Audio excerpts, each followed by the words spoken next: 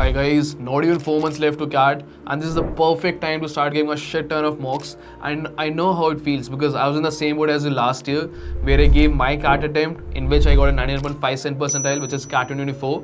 And मुझे पता है बहुत कंफ्यूजिंग लगता है कि मॉक्स कैसे दें, कब दें, क्या स्ट्रैटेजी करनी चाहिए. Get a lot of queries related to this. So that's why I am here with a video, a specific video कि मॉक स्ट्रैटेजी आपकी क्या होनी चाहिए, हर सेक्शन को आप कैसे अप्रोच कर सकते हैं, कैसे उसमें आपकी how you can increase your personal boost कैसे कर सकते हैं, how you can increase small mistakes को कैसे अवॉइड कर सकते हैं. So for that I am here with a video and let's cut the bullshit.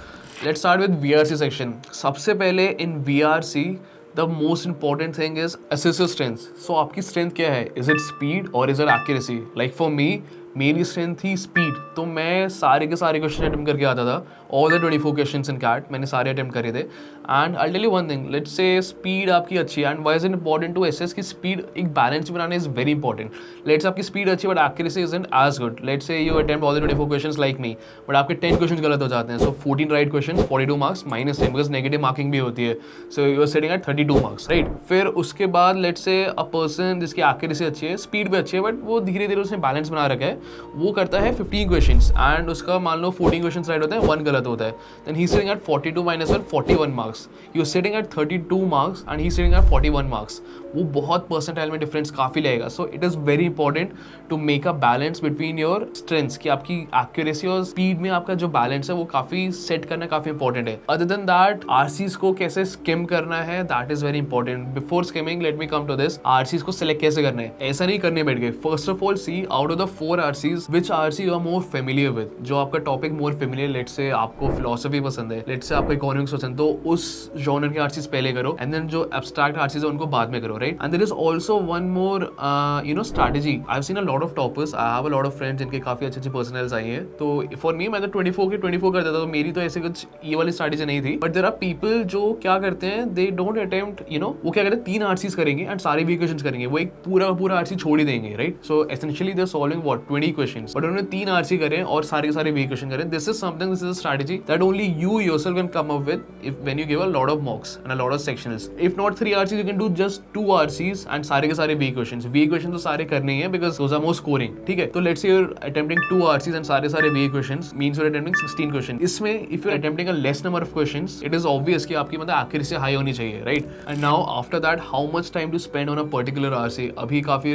लोग होते हैं, काफी there are lot of students who are spending like 12 13 15 minutes on an RC right. And ideal time for a topper, for a 99 percentiler, like judging from all the friends that I have and even me, I used to spend 7 to 8 minutes per RC since I was solving all the RCs 24 के 24 question. That's why मेरा time थोड़ा कम रहेगा. If you are solving a less number of questions, अगर आप accuracy पे ज्यादा ध्यान दे रहे हो, then may be your time limit can bump up to 9 minutes. But मेरा यूजुअली 7 to 8 minutes पर RC रहता था. So I used to complete all the RCs in the first 24 to 28 minutes. Then last में 12 minutes होते थे, 12 to 11 to 12 minutes. I used to give them to my VA questions right. And जो VA में TITA questions होते हैं, the para jumbles and the odd one outs, वो तो करने ही करने हैं. ऑड वन आउट्स का मैं एग्जांपल देता हूं. टीटा क्वेश्चंस क्यों लीव नहीं करने, बिकॉज़ टीटा क्वेश्चंस में नेगेटिव मार्किंग नहीं होती. Let's say odd one out question है, 5 उसमें ऑप्शंस है आपके, उसमें से एक ऑड वन आउट है राइट. तो आपके पास एक वो टीटा का एक बॉक्स आता है, उसमें आपको एक नंबर फिल करना होता है. Let's say you put in any number out of 1 to 5 में से एक नंबर आपने डाल दिया. 2 क्वेश्चन होते हैं ओके, तो आपने दोनों में से एक डाल दिया. 20% चांस है कि आपका आंसर सही हो सकता है. टीटा मतलब फ्री के नंबर, ना नेगेटिव मार्किंग होगी, आपने बस फिल कर दिया आंसर. आपने जैसे पढ़ा भी नहीं क्वेश्चन, अगर टाइम नहीं बचा, लास्ट में फिल कर दो उसमें आंसर. बिकॉज लेट्स से आपने दोनों में 2 2 डाला right. What is the probability, like this is a question for you guys, just comment down in the comment box कि क्या प्रोबेबिलिटी है कि आपका सही होगा वो आंसर. अभी कितने क्वेश्चंस करने हैं इसकी स्ट्रैटेजी दोगे. अब RCs को अप्रोच कैसे करना है, now let me move on to that. Skim कैसे करना है RC, that you have to learn, that is very important. I will tell you what I did. मैं स्टार्टिंग के 3-4 मिनट्स लेता था. फर्स्ट ऑफ ऑल मैंने पेपर मेरे सामने आया, I tell you like full strategy इससे बताता हूँ मैं. मेरे सामने कैट का पेपर आया, VRC सेक्शन आया. ऐसा नहीं मैंने ये फर्स्ट क्वेश्चन आया, मैंने फर्स्ट RC करना स्टार्ट कर दिया. फर्स्ट ऑफ ऑल इसको लाइक थोड़ा सा मैं पढ़ता था स्टार्टिंग के 2-3 लाइन्स, इससे गेट एन आइडिया. अच्छा ये फिलोसफी का है, ये इकोनॉमिक्स रिलेटेड है, ये साइंस एंड टेक्नोलॉजी है, मुझे आइडिया हो जाता था. सो मैंने फर्स्ट RC पढ़ा, लेट्स से फिलोसफी का है, आई don't like philosophy that much, तो मैं इसको लीव कर देता. सेकंड RC हिस्ट्री का है, history also I don't like that much, I used to leave that RC. Then third RC let's say economics का है, आई लाइक इकोनॉमिक्स, तो मैं वो RC करना स्टार्ट करूंगा. एंड एंड जो पैसेज है उसको मैं first of all 3 to 4 minutes, I used to take 3 to 4 minutes to skim that entire RC. 4 minutes में 3 minutes मेरा हो जाता था. I used to skim that entire RC, then I used to move on to the questions. Question पढ़ता था because I have skimmed that RC already, तो मुझे पता है इस क्वेश्चन का आंसर किस पैराग्राफ में कहाँ पे होने वाला है, राइट? तो मैंने स्किम कर लिया 3 minutes में. I used to move on to the questions. Question पढ़ा, ऑप्शंस पढ़े, अगर मुझे याद है आंसर, मुझे लग रहा है मैं श्योर हूँ, तो मैं टिक कर देता था. If I'm not sure, I'll move on to the, I'll like move back to the RC, read, क्योंकि मुझे पता है कहाँ पे है वो जो क्वेश्चन का डिटेल है वो मुझे पता है पैराग्राफ में किधर है, तो उधर जाता था मैं, वापस पढ़ता था, then I used to move on and take the answer. And ऐसा नहीं है आरसी में आपने पूरा आरसी पढ़ा, आपको लग रहा है यार मैंने इसमें बहुत टाइम इन्वेस्ट करा है तो मैं सारे के सारे क्वेश्चन करके आऊंगा. If you are confuse between two options and leave that question, mark for review कर दो. लास्ट में अगर टाइम होगा तब उस पर वापस आ सकते हो. Do not take the negative marking. आप उस पर टाइम भी लगाओगे 2 to 3 minutes, 4 minutes तक टाइम लगाओगे क्वेश्चन पे, आपको 2 ऑप्शंस में डाउट भी है, तो व्हाट यू डूइंग इज आपने जैसे मान लो गलत ऑप्शन टिक कर दिया, then you are getting a -1 mark in 4 minutes. You are spending 4 minutes but you are getting -1. तो आप देख रहे हो कितना रिटर्न ऑन इन्वेस्टमेंट कितना गंदा है. सो मार्क फॉर रिव्यू कर दो, मूव ऑन कर जाओ. ऐसा नहीं है कि मैंने आरसी पढ़ाया था मुझे पूरा का पूरा करना ही, चारों क्वेश्चन करने ही करने. Don't do that and read an RC with intent. उसमें पढ़ो, सोचो कि what is the author trying to convey, central idea क्या है, what is the tone of the passage, क्या ऑथर कन्वे करना चाहते हैं. If you read with that intent, वो काफी ईजी हो जाता है आरसी को समझना. एंड वोकैबुलरी इंप्रूव करना is also very important, because अगर आपकी वोकैबुलरी अच्छी नहीं है then it gets very tough to understand some RCs, some particular RCs. जैसे let's say philosophy में terms होते हैं nihilism, existentialism, stoicism, Karl Marx कौन है, right? If you don't know these people, don't know these terms, आपको obviously समझ में आएगा नहीं. I mean you can read the आगे की line जो होती है, जो word लिखे आपको मान लो समझ में आए नहीं. Sometimes, most of the times, you can read the sentences जो उसके आगे है और पीछे है, then समझ सकते हो. You can infer कि क्या मतलब हो सकता है इस word का, but like most of the times नहीं कर पाओगे आप. तो उसमें अगर आपको words का मतलब नहीं पता है, then it gets very tough to understand the RC. So vocabulary improve is important. Like economics में there are lots of terms. Stagflation क्या होता है, inflation क्या होता है, deflation क्या होता है, politics में भी होता है काफी सारे terms की, Democrats, Republicans. If you don't know these terms, it gets a little bit tough. So vocabulary improve करना is also a very important thing. And for that you can refer to the iQuanta VRC Essentials module. उसमें you get 500 plus words and तो उसमें आपकी सारे words include हो जाते हैं जो भी main CAT के RCs में आते हैं. And उसके बाद because like I'm talking about mocks, iQuanta also is providing a free mock on this Friday. So it is the iCAT 7 and you can all go and attempt it. It is for free. So even because you will get a rank. आप वो दोगे एक mock तो आपको rank मिलेगी कि आपसे कितने बच्चे आगे हैं, कितने बच्चे आपसे पीछे. You'll also get a percentage. So you'll have an idea कि where you stand in the race right now. Now let's move on to the DLS section. In the DLS section, the two most important things for me at least which worked and जिससे मुझे सबसे ज़्यादा personal boost आया. These two things are representation of the set on a piece of paper. जिस paper पे आप solve कर रहे हो set, उस पे आप कैसे represent कर रहे हो data को. And secondly, set selection. These two things will like for me make or break था ये मेरा, है ना, these two things. So representation of data ये आपको कैसे करना है.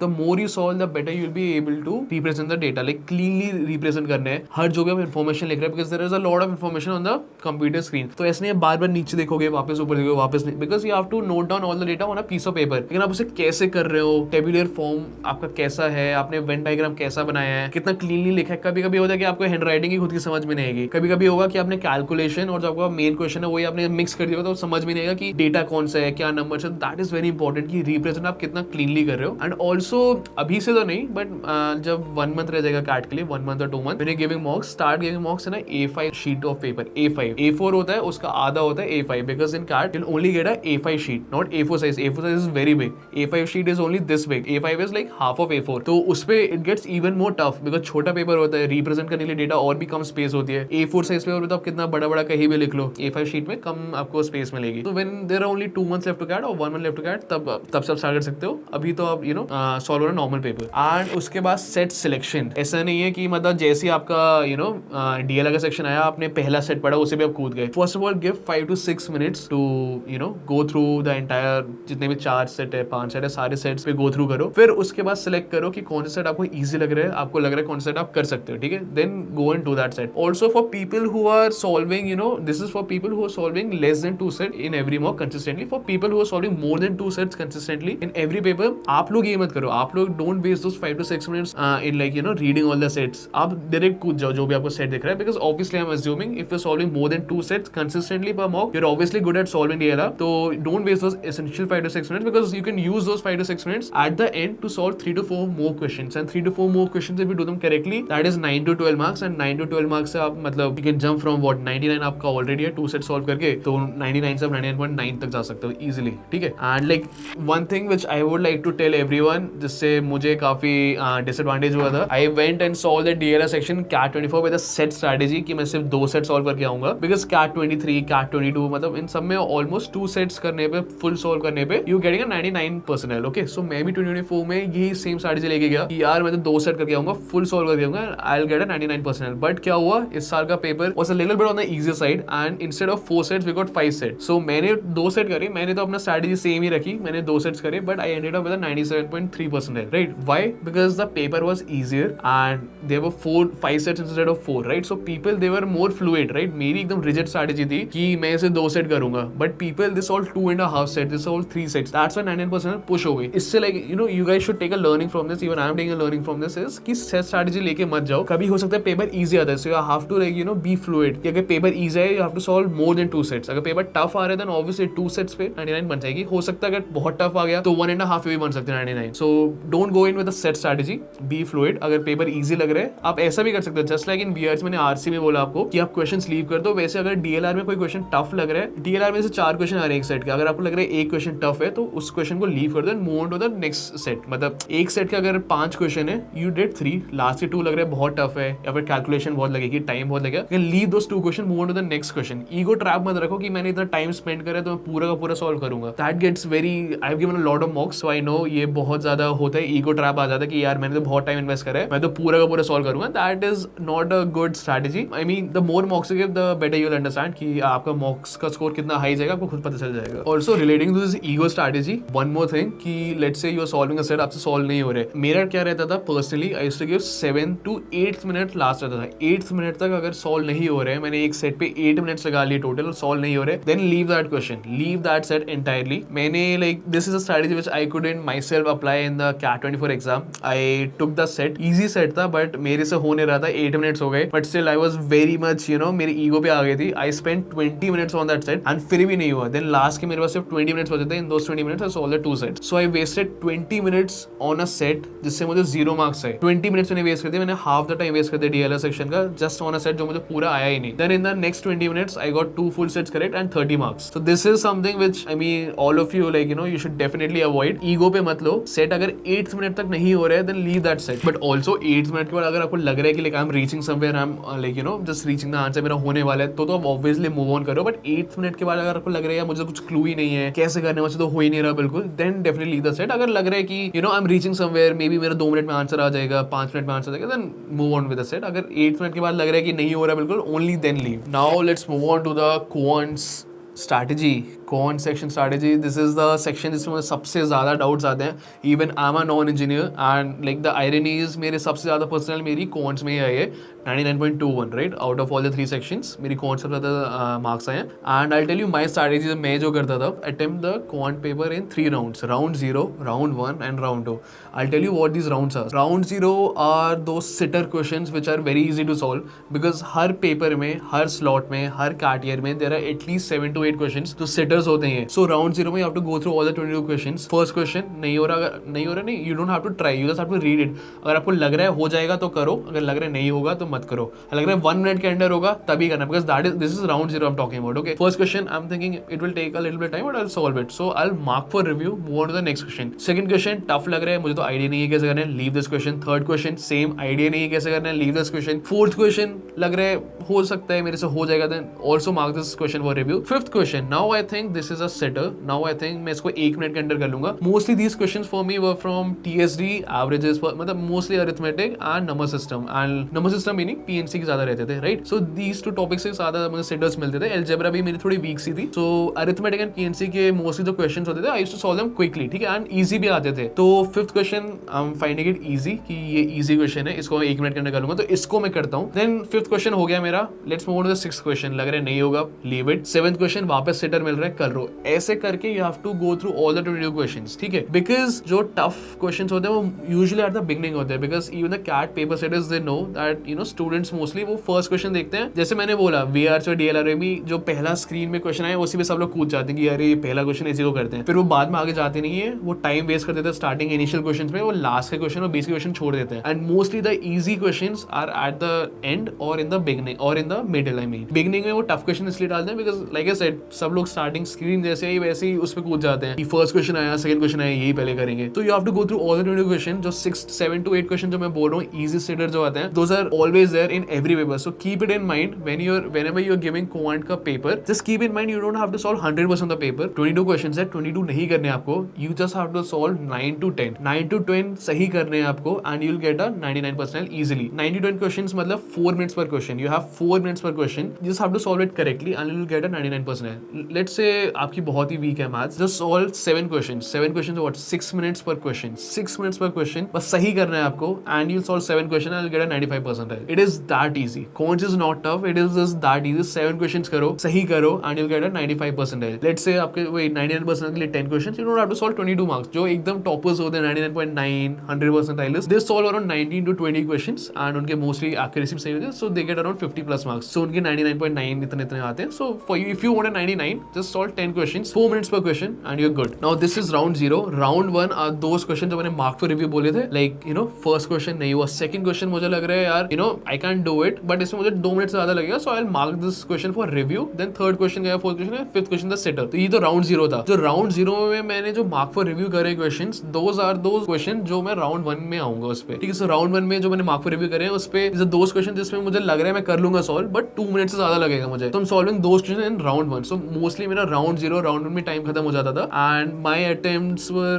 mostly around 14 to 15 questions मेरे attempt रहते थे and उसमें से around I used to get 12 to 13 and on a good day all सही हो जाते थे, on a bad day 9 to 10, ठीक है? तो I used to attempt 14 to 15 questions and this was my strategy round 0 round 1 round 2। and उसके बाद again I already told you कि जिस क्वेश्चन में टाइम लग रहा है ऐसा नहीं 2 मिनट से ज्यादा लग रहे हैं और आपको लग रहा है you're not reaching anywhere then leave that question। Ego trap मत रखो। also one more thing, know how to use a calculator। अभी से आदत डालो कि जो आपका कैलकुलेटर होता है वो कैसे यूज करना है, बिकॉज इन SICA के क्वेश्चंस हो गए उसमें काफी कॉम्प्लेक्स सी आपकी वो जाती है equations, right? Equations as well as the calculation. So if you use a calculator it would get very much easier for you. So अभी से थोड़ी प्रैक्टिस करो, बिकॉज कैट का कैलकुलेटर बहुत ग्लिची सा होता है, you can't always rely on it. जो छोटी कैलकुलेशंस होती है वो आपको खुद से ही करनी है, जो बहुत टफ कैलकुलेशंस है know how to use a calculator, because there are lots of students जिन्होंने कैलकुलेटर यूज करा ही नहीं होता मॉक्स में and then in CAT when they try to use it they face a lot of difficulties. So पहले से mocks में in iQuanta mocks iCat 7 also which is free like I told you releasing on Friday, उसमें एक calculator होता है जो inbuilt on screen calculator CAT देता है आपको, आपके कंप्यूटर में आपकी स्क्रीन पे ऑन स्क्रीन कैलकुलेटर होगा। सो